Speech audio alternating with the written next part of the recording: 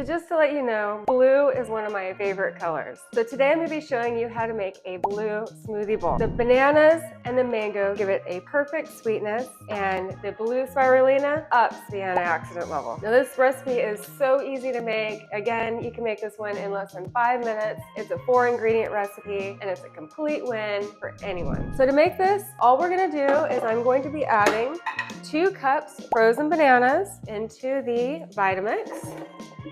And then I have 2 cups of frozen mango.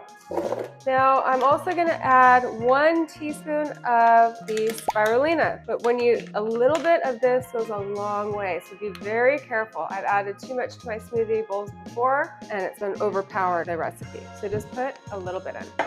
And then I'm going to go ahead and I'm going to add 1 cup of coconut milk. Now let's blend. Okay, so here is our blue smoothie bowl. It's super thick, just the way you want it. And I'm going to show you the way it turns out. See, it's beautifully thick. This one turned out kind of green. That's okay. See how thick it is? It turns out absolutely perfect. Now to top this one off, what I like to do is I like to add a little bit of coconut, some blueberries, and some mango. And there you have your blue smoothie bowl.